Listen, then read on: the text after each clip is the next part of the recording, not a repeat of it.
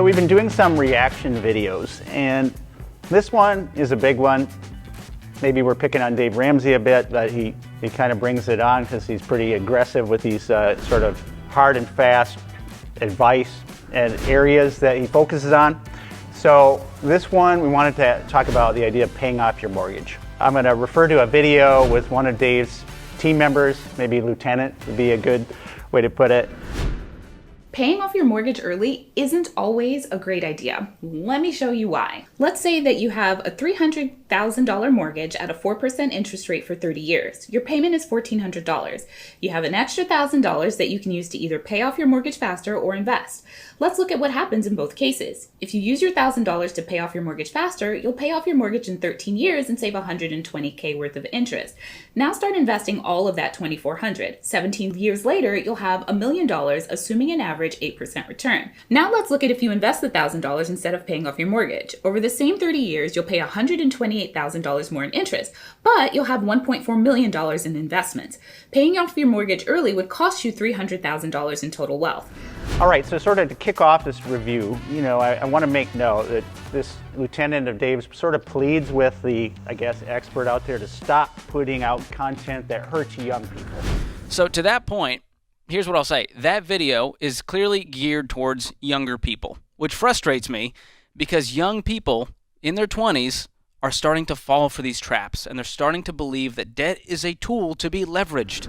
I want to make note. So when this lieutenant is responding to this person that had done some financial calculations and basically said this is why you may not want to pay off your mortgage, he doesn't really question the numbers. All right, he kind of agrees, but then he goes off on a rather emotional response where he's talking about, I believe what he's believing and saying is that the average person just simply won't do it.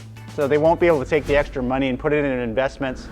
But the truth is, 99.9% of Americans aren't doing that, will not do that, can't do that.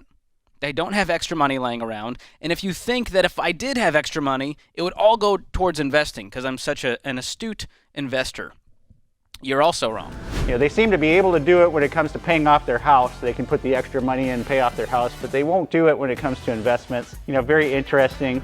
It's hard enough for me to sleep at night with everything going on in the world, but I sleep a whole lot better knowing my home is paid for and I don't owe anyone anything.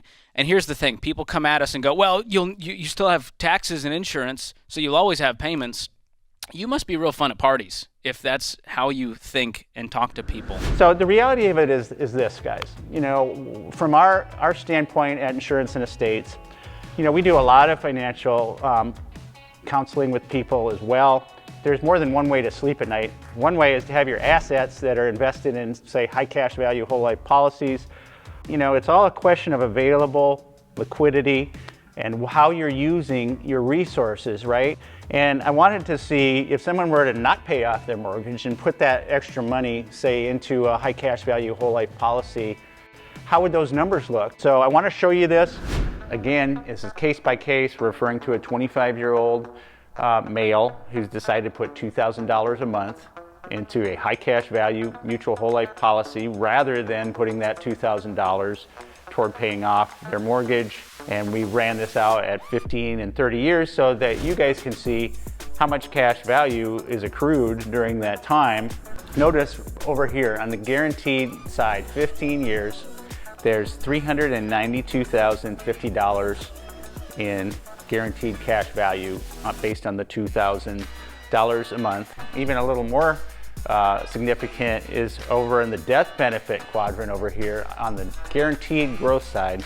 There's $1,743,256 permanent death benefit. Now on the non-guaranteed side, it gets a little more exciting. You have $490,000 in cash value, okay? And bearing in mind, the non-guaranteed side is based upon the 100+ year dividend history, because you're gonna have dividends adding to the cash value, rolling back into the policy, so therefore that number, $490,431 in cash value, is fairly solid. The death benefit on the non-guaranteed side is over $2 million at that point. At year 15, $2,039,614. Let's say that our test case likes this scenario and continues to pay over a 30-year period. They're going to be 55 years old at the end of this 30-year period. On the guaranteed side, they're going to have $617,806 in cash value, minimally. Again, and the death benefit on the and this adjusts a little bit. So the death benefit on the guaranteed side, even after the 30 years, is going to be 1.6716. So you got a little more cash value. On the non-guaranteed side, with dividend history and whatnot, you can see that there's going to be $1,136,729 in cash value, liquid cash value at that point. And the death benefit on the non-guaranteed side is going to be about 2.7 million. Over the 30-year period, you've far exceeded probably any mortgage. So more flexibility and just another route to financial peace.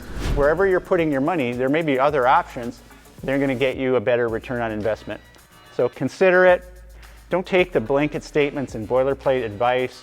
I encourage, while we applaud certain aspects of, Dave's message, helping people, get out of excessive spending and these kinds of things, do the math, think about your situation, and don't take things just because, it's professed in sort of an adamant way. Thank you guys for joining us. See you in the next video.